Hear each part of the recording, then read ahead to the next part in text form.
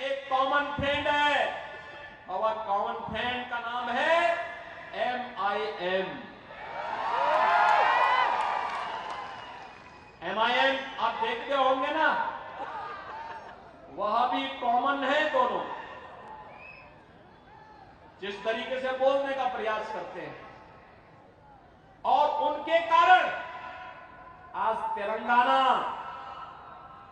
यहां पर निजाम से मुक्ति के दिवस को नहीं मनाने देती है यहां की सरकार। भाइयों बहनों, भारतीय जनता पार्टी ने आपसे वायदा किया है, बीजेपी की गवर्नमेंट तेलंगाना में लेके आइए और तेलंगाना में लेकर आकर के निजामशाही से मुक्ति दिवस को एक राष्ट्रीय दिवस के रूप में मनाने के लिए भारतीय जनता पार्टी यहां की जनता जनार्दन के साथ मिलकर के कार्य करेगी। और भाइयों बहनों, इसीलिए आज हम सब आपके पास आए हैं कहने के लिए, प्रधानमंत्री मोदी जी के नेतृत्व में आज हम एक नया भारत देख रहे हैं।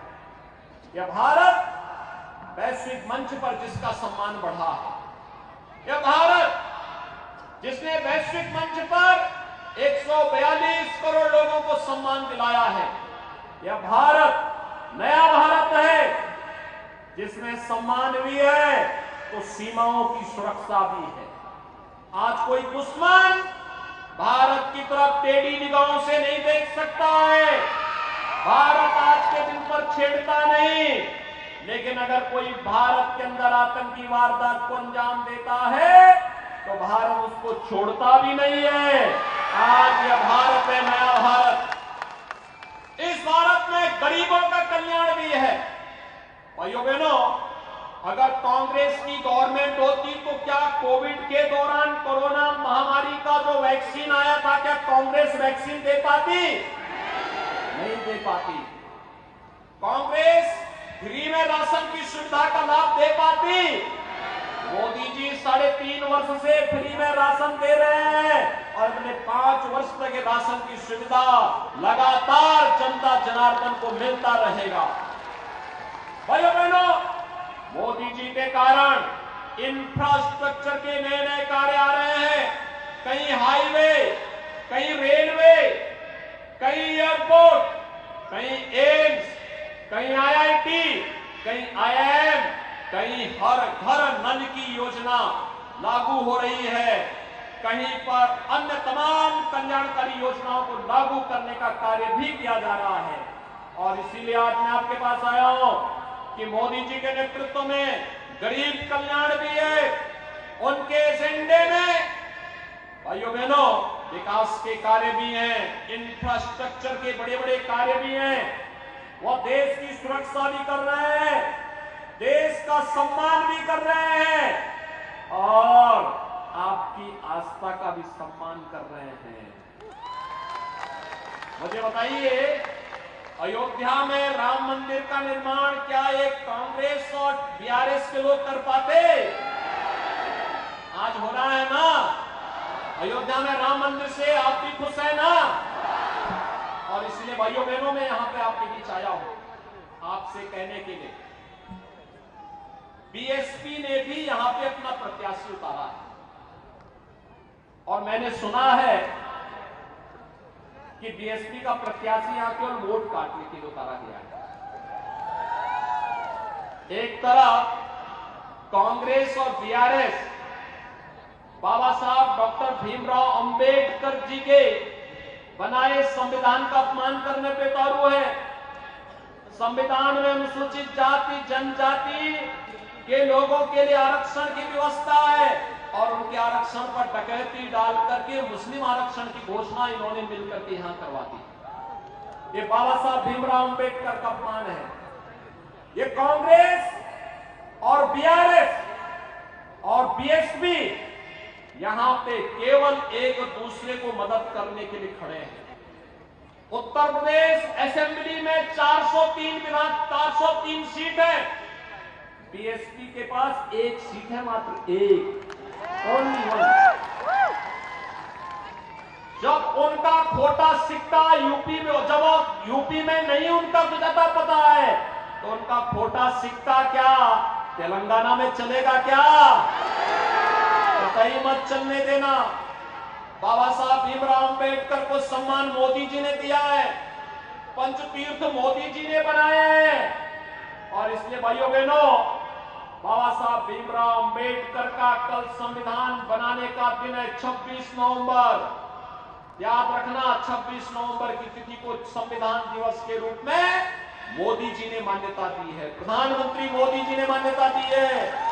और इसलिए बाबा साहब भीमराव अंबेडकर के प्रति श्रद्धा और सम्मान का भाव रखने वाला हर व्यक्ति भारतीय जनता पार्टी के समर्थन में अपना सहयोग करेगा। और इसीलिए आज मैं आपके पास आया हूं भाइयों बहनों, आपसे कहने के लिए, भारतीय जनता पार्टी ने अपने प्रत्याशी यहां पर आपके बीच में उतारे हैं। मेरी आप सबसे अपील होगी कि भाइयों बहनों, बीजेपी ने गेलिपिस्तम नव तेलंगाना शिष्टताम मी वोटू कमलम गुर्तुके कोरु तनुनानु। और भाइयों बहनों, इसके लिए मैं आपके पास आया हूं कहने के लिए, बीजेपी रावानी बंगारू तेलंगाना स्वप्नम साकरी चाली। मैं भाइयों बहनों आप सबसे अपील करने के लिए आया हूं, भारतीय जनता पार्टी ने डॉक्टर पल्लई हरीश बाबू को सीरपुर से अपना कैंडिडेट बनाकर के आपके बीच में उतारा है। ये हमारे प्रत्याशी हैं यहां से। और श्री आत्माराम नायक हैं आसिफाबाद से। भाइयों बहनों, श्री आत्माराम नायक ये दोनों बीआरएस के खिलाफ, उनकी जन विरोधी नीतियों के खिलाफ लगातार लड़े हैं, उनकी तुष्टीकरण की नीतियों के खिलाफ, उनके भ्रष्टाचार के खिलाफ लड़े हैं। आपको याद होगा, आत्माराम नायक पे तो बीआरएस ने 80 मुकदमे दर्ज कर दिए, झूठे मुकदमे दर्ज करके उन्हें बदनाम करके उन्हें प्रताड़ित करने का काम कर रही है।